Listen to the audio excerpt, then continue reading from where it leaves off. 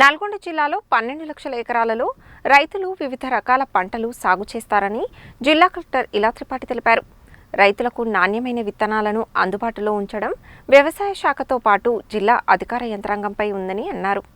మంగళవారం నల్గొండ జిల్లా కేంద్రంలోని టీసీఎంఎస్లో విత్తన విక్రయ కేంద్రాన్ని జిల్లా కలెక్టర్ ఇలా త్రిపాఠి ప్రారంభించారు. ఈ సందర్భంగా ఆమె మాట్లాడుతూ రైతులకు మేలు చేసే విత్తనాలను అందుబాటులో ఉంచామని తెలిపారు. ప్రతి మండల కేంద్రంలో టీజీ సీడ్స్ ఉత్పత్తి చేసిన విత్తనాలను అందుబాటులో ఉంచుతున్నామని చెప్పారు. విత్తనాల బ్లాక్ మార్కెటింగ్ను నిరోధించడానికి రైతుల బయోమెట్రిక్ తీసుకుని వారికి విత్తనాలను సరఫరా చేస్తున్నామని తెలిపారు. రాష్ట్ర ప్రభుత్వం ప్రతిష్టాత్మకంగా అమలు చేస్తున్న సన్నబియ్యం పంపిణీ పథకాన్ని దృష్టిలో ఉంచుకొని రైతులకు నాణ్యమైన విత్తనాలను సరఫరా చేసేందుకు మేలు రకాలైన సన్న రకాల విత్తనాలను అందుబాటులో ఉంచామని చెప్పారు. తక్కువ ధరకు వస్తున్నాయని, నకిలీ విత్తనాలను రైతులు కొనుగోలు చేయవద్దని, టీజీ సీడ్స్ ఉత్పత్తి చేసిన విత్తనాలను సంబంధిత దుకాణాల ద్వారా కొనుగోలు చేయాలని సూచించారు. ఈ కార్యక్రమంలో డీసీఎంఎస్ చైర్మన్ బోళ్ల వెంకటరెడ్డి, జిల్లా వ్యవసాయ శాఖ అధికారి పాల్వాయి శ్రవణ్ కుమార్, డీసీఓ పత్యానాయక్, పౌర సరఫరాల సంస్థ manager Harish, DCMS manager Nagilla Murali, DCCB director Pasham Sampath Reddy, Nalgonda market committee chairman Jukuri Ramesh, Gollaguda single window chairman Alakuntla Nagaratnam Raju తదితరులు ఉన్నారు. అందరికీ నమస్కారం అండి. ఈరోజు మన ప్యాక్స్ ఆధ్వర్యంలో, వ్యవసాయ శాఖ ఆధ్వర్యంలో మన నల్గొండ మండలంలో ఈరోజు మన టీజీ సీడ్స్ కార్పొరేషన్ ఆధ్వర్యంలో ఈరోజు విత్తనం కేంద్రాన్ని ఈరోజు ప్రారంభించడం జరిగింది. మాతో పాటు జేడీ అగ్రికల్చర్ గారు, డీసీఓ గారు, డిఎంసీఎస్ గారు వీళ్ళందరూ ఇక్కడ పాల్గొనడం జరిగింది. దీంట్లో భాగంగా మేము మా జిల్లాలో మన దగ్గర ఆల్మోస్ట్ 12 లక్షల ఎకరం సాగుకి వ్యవసాయ కింద రైతులు పండిస్తారు. కాబట్టి నాణ్యతతో కూడిన విత్తనం ఇవ్వడం వ్యవసాయ శాఖది, జిల్లా పరిపాలనది బాధ్యత. కాబట్టి మేము అందరు రైతులకి మేలు జరిగే సీడ్స్ మేము అందుబాటులో పెడుతున్నామనేది తెలియజేస్తున్నాను. దీంట్లో భాగంగా ఒక వికేంద్రీకరణ మోడల్లో ప్రతి ఒక్క మండలంలో, ప్రతి ఒక్క షాప్స్లో మేము ఇలాంటివి టీజీ సీడ్స్ నుంచి వచ్చిన బస్తల్ని మేము కేటాయిస్తున్నాము. ప్రతి ఒక్క రైతులకి మేము బయోమెట్రిక్తో వారి అటెండెన్స్ ద్వారానే ఎక్కడ కూడా బ్లాక్ మార్కెటింగ్ కానివ్వండి, హోర్డింగ్ కానివ్వండి అలాంటివి జరగకుండా మేము ఆ సరఫరా అందుబాటులో పంపిస్తున్నాము. అది మన నల్గొండ జిల్లా పరిధి వరకే. దీంతోపాటు మనం రాష్ట్ర ప్రభుత్వం చాలా ప్రతిష్టాత్మకంగా ప్రవేశపెట్టిన సన్న బియ్యం కార్యక్రమాన్ని దృష్టిలో పెట్టుకొని మనం మన రైతులకి కూడా సన్న రకం ప్యాడీ సీడ్స్ని కూడా ట్రాన్స్ప్లాంట్ చేస్తూ ఆ విత్తనాలది కూడా ఈరోజు మేము బ్యాగ్స్ మన దగ్గర అందుబాటులో ఉన్నాయి. సో ఇది చాలా ప్రతిష్టాత్మకంగా, చాలా రైతులకి మేలు జరిగే కార్యక్రమం ఇది.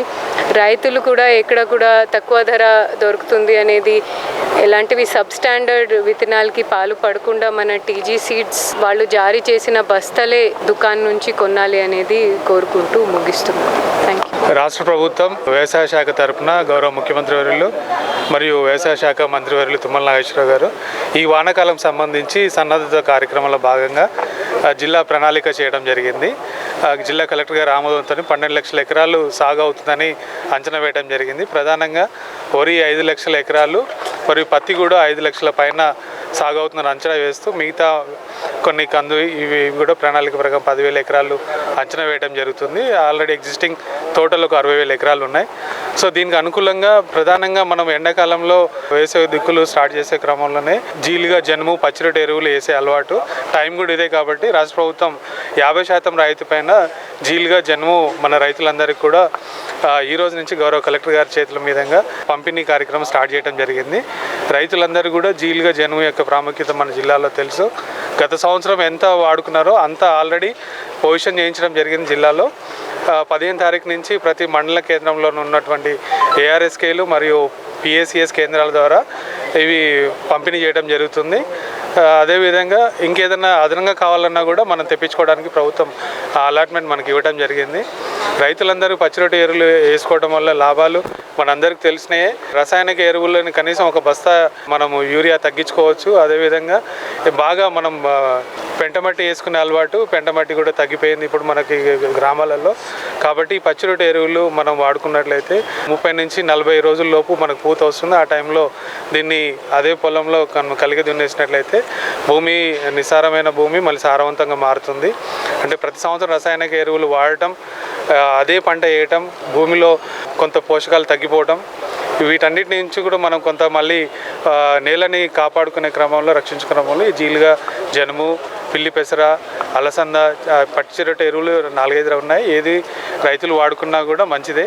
10 నుంచి 15 కిలోల మధ్యలో భూమిని బట్టి మనం వాడుకున్నట్లయితే మనము పంటను మంచి దిగుబడులు తీసుకోవచ్చు, భూమిలో ఉన్న సారం పెంచుకోవచ్చు.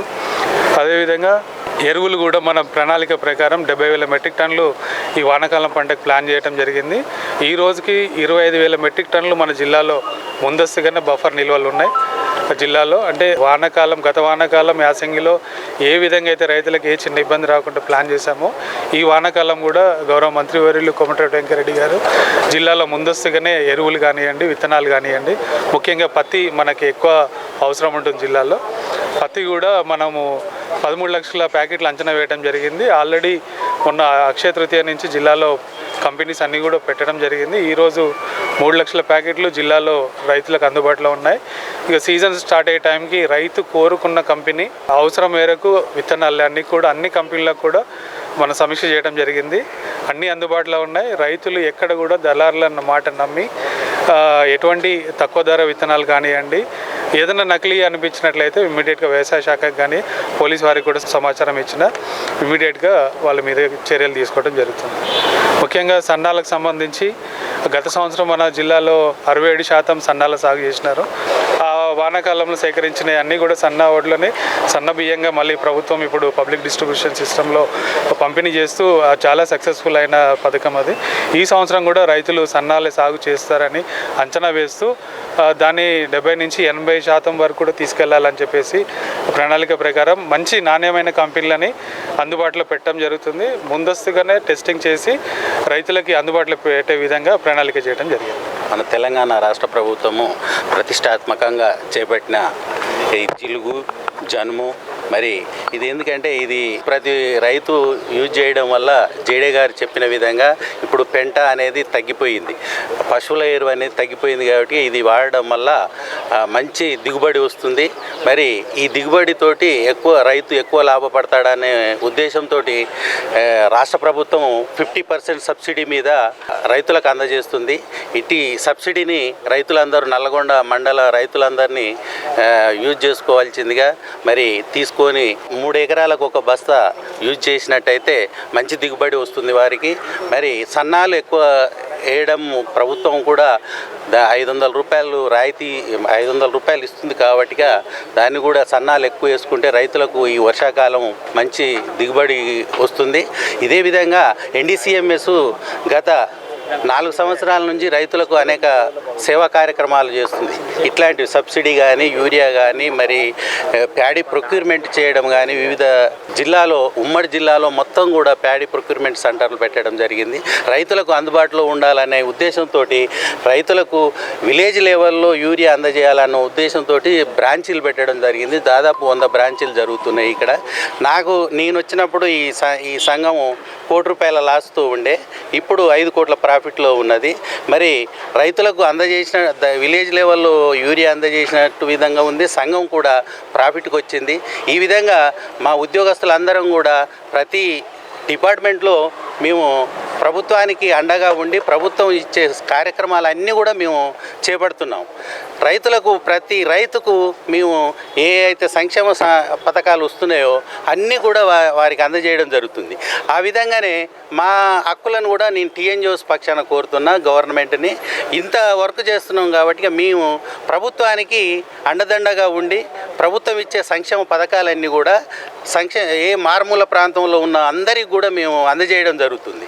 కాబట్టి క్యాడర్ స్ట్రెంత్ లేక నేను ఇప్పుడు 2 పోస్టులు చేస్తున్నాను.